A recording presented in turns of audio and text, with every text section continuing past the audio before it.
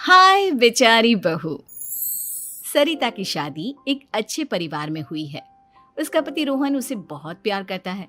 घर में उसकी सास शांति और ननद मीनाक्षी भी है, जो सरिता के किसी काम में दखल अंदाजी नहीं करती।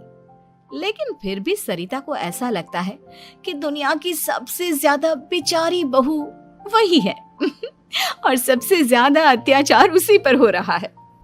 माँ जी, ये लीजिए आपकी चाय। अरे बहू, तूने इतनी ज्यादा चीनी क्यों डाल दी चाय में? हाय हाय माँ जी, मैंने तो उतनी ही मीठी बनाई है जितनी मीठी आपको पसंद है। माँ जी, आपको तो मेरे हाथ की चाय अच्छी ही नहीं लगती। जब देखो कुछ न कुछ कमी निकाल ही देती हो। अरे बहू, तू एक बात के पीछे ही पड़ जाती है। मैंने ऐसा कब कहा कि तू रोज चाय खराब बनाती है? सरिता अपने कमरे में चली जाती है और फोन उठाकर अपनी माँ से बात करती है। हेलो माँ, कैसी हो आप? क्या कर रही हो? मैं तो ठीक हूँ, पर तू बता, तेरा मूड कैसा है? तेरी आवाज से लग रहा है कि कुछ तो हुआ है तेरे ससुराल में। अरे क्या बताऊँ माँ, यहाँ तो हर समय मेरे साथ बहुत बुरा व्यवहार होता है। मैंने अपनी सास के लिए इतनी अच्छी चाय बनाई, लेकिन मेरी सास चाय पीते ही मुझे 4 बातें सुना दी। बेटी, तू इतनी छोटी छोटी बातों पर ध्यान ही क्यों देती हो? तुम्हारी सास ने कुछ बोल भी दिया तो क्या हो गया? वो बड़ी है ना तुझसे। माँ ने इतना समझाया, लेकिन इस बात का सरिता पर कोई असर नहीं हुआ। अपनी बेचारी बहू की छवि वो बदलना ही नहीं चाहती। अगली सुबह सब नाश्ते की टेबल पर बैठे तभी सरिता ने अपने पति से कहा, सुनिए जी, मुझे ना आज बाजार से कुछ सामान लेकर आना है। आज आप ऑफिस से आने के बाद मुझे लेकर चलना ना। भाभी, मुझे भी कुछ किताबें खरीदनी है। आप दोनों जा ही रहे हो तो मेरी किताबें भी ले आना। लो, अभी तो बात ही की है बाजार जाने की, तो एक फरमाइश आ गई। माँ जी, आप भी बता दो कुछ, और हाँ, मोहल्ले वालों से भी बोल दो अगर वो कुछ मंगवाना चाहते हो तो। बेचारी मीनाक्षी अपना सा मुंह लेकर रह गई। ये सब देखकर रोहन से चुप नहीं रह गया और वो गुस्से में बोला, सरिता, क्या हो गया है तुम्हें? मीनाक्षी ने तो सिर्फ किताबों के लिए बोला है। तुम्हें मीनाक्षी से इस तरह से बात नहीं करनी चाहिए। माफी मांगो उससे अभी। क्या? मैं माफी मांगू? दिन भर आपके घर के काम करूं मैं, आपकी और आपके घर वालों की बातें सुनूं मैं, और अब माफी भी मैं मांगू? ऐसा कभी नहीं हो सकता।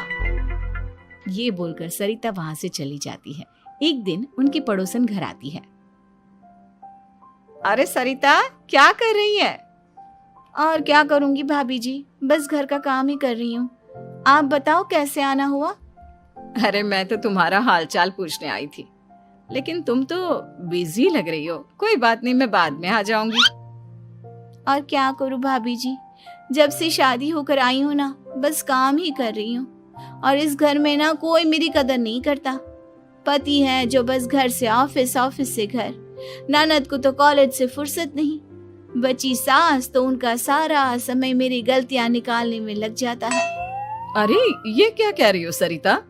तुम्हारी सास तो पूरे मोहल्ले में तुम्हारी तारीफ करती फिरती है कि तुम बहुत अच्छी हो, पूरा घर संभाल रखा है। हाँ तो क्या हुआ, इसमें गलत क्या कहती हैं? सच्ची तो कहती हैं। मेरी मर्जी के बिना इस घर का पत्ता भी नहीं हिलता। शाम को जब रोहन घर आया तो उसने सबसे कहा, कल हम सबको मौसी जी के घर जाना है। उनकी बेटी की शादी है। सब अपनी अपनी पैकिंग कर लो, सुबह होते ही निकल जाएंगे। और सरिता, तुम कान खोलकर सुन लो, वहां जाकर किसी की बुराई भलाई शुरू मत कर देना, नहीं तो मुझसे बुरा कोई नहीं होगा। हाय हाय जी, आप तो ऐसे कह रहे हो जैसे मैं सुबह शाम सबकी बुराई करती फिरती हूँ। आज तक कोई कह नहीं सकता कि मैंने किसी की पीठ पीछे किसी के बारे में कोई बुरी बात बोली हो तो। अरे बस बहू, बात को और ज्यादा आगे मत बढ़ा। हमें सब पता है तू हमारे साथ क्या व्यवहार करती है। ये बात घर तक रखना, शादी में किसी को कुछ मत बोलना, नहीं तो सब कहेंगे कि शांति की बहू कितना बोलती है। हाँ हाँ, सब कुछ तो मैं ही बोलती हूँ ना। आप लोग तो हर समय फूलों की बारिश करते रहते हो मेरे ऊपर। सारी गलती मेरी है जो मैं इस घर में आई। सबका कितना ध्यान रखती हूँ, लेकिन फिर भी मेरी तो आप लोगों की नजर में कोई कदर ही नहीं है। अगली सुबह सब लोग मौसी जी के घर पर चले जाते हैं। वहां पर शादी का माहौल होता है, सब जगह चहल पहल होती है, बहुत सारे मेहमान आए हैं। सरिता को वहां बहुत अच्छा लग रहा है। वो अपने मन में सोचती है, यहाँ कितना अच्छा लग रहा है, कितनी रौनक है। मैं यहाँ किसी से ज्यादा बात नहीं करूंगी। अगर मेरे मुंह से कुछ ऐसा वैसा निकल गया तो रोहन जी तो मुझसे गुस्सा हो जाएंगी। सरिता ये सब सोच ही रही थी कि वहां रोहन की कजिन साक्षी आ गई और सरिता से बोली, आप सरिता भाभी हो ना? जितना आपके बारे में सुना था आप तो उससे भी ज्यादा सुंदर हो। हाँ वो तो है, मेरी सुंदरता की तारीफ सब करते हैं। मेरे मायके में तो सब यही बोलते हैं कि रोहन जी की किस्मत बहुत अच्छी है जिन्हें मैं मिली। मैंने आपको पहचाना नहीं। मैं रोहन भैया की कजिन हूँ। आपकी शादी पर नहीं आ पाई थी ना, इसलिए आप मुझसे मिली नहीं कभी। शांति मौसी और मीनाक्षी आपकी बहुत तारीफ करते हैं। क्या कहा तुमने? मेरी तारीफ? कभी नहीं। मेरे ससुराल वाले कभी मेरी तारीफ कर ही नहीं सकते। मैं इतनी अच्छी हूँ, मेहनती हूँ, लेकिन उन्हें तो मेरी कदर ही नहीं। सारा दिन घर का काम करती हूँ, फिर भी मेरी सास ना मुझे सुनाती रहती है और पति भी मेरी सास की साइड लेते हैं। ना कभी बाहर ले जाते हैं ना कहीं घुमाने। अगर घुमाने के लिए कभी बोल भी देना तो उनकी बहन बीच में आ जाती है।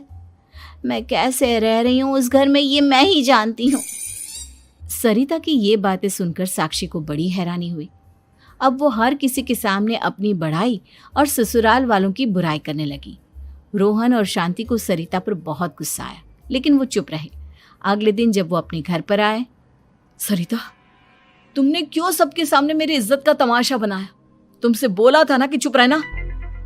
अजी ऐसा भी क्या कह दिया मैंने जो इतना भड़क रहे हो? तुम जहां जाती हो अपना रोना शुरू कर देती हो, कभी किसी दूसरे की बात ही नहीं सुनती, बस अपनी कहती रहती हो।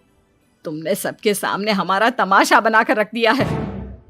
हे भगवान, मुझे अपने पास बुला ले। जिस घर में मेरी कदर ही नहीं उस घर में मेरा क्या काम? अरे क्या करूंगी मैं यहाँ रहकर? जो भी आता है मुझे सुनाकर चला जाता है। मैं तो किसी से कुछ नहीं कहती। सीधी सादी बहू मिल गई है ना सबको, तो जो जी में आए वो करो। सरिता ने अपने आगे किसी को कुछ बोलने ही नहीं दिया और उस दिन भी उसने सबके सामने खुद को बेचारी बना ही दिया। अगले दिन मीनाक्षी कॉलेज के लिए लेट हो रही थी, इसलिए वो हर काम जल्दी जल्दी कर रही थी। अपना नाश्ता लेने किचन में गई और पतीले में रखे गरम दूध को गिलास में डालने लगी। दूध का पतीला उसके हाथ से छूट गया और गरम गरम दूध उसके हाथ पर गिर गया। ओए माँ, हाय मेरा हाथ, माँ मेरा हाथ जल गया। मीनाक्षी की आवाज सुनकर सरिता दौड़ती हुई आई। ये क्या किया तुमने? तुम्हें नाश्ता चाहिए था तो मुझसे बोल देती, मैं क्या मना करती थी? अब पता नहीं कितने दिन की मुसीबत पाल ली तुमने। सरिता मीनाक्षी को उसके कमरे में ले गई और उसका बहुत ख्याल रखा। उसका इस तरह से ख्याल रखना शांति और रोहन को थोड़ा अजीब लगा। माँ, सरिता के दिमाग का भी कुछ पता नहीं। कल शादी में सबको इतना कुछ बोल कर आई है हमारे बारे में, और अब मीनाक्षी की कितनी अच्छी देखभाल कर रही है। ये ऐसा क्यों करती है?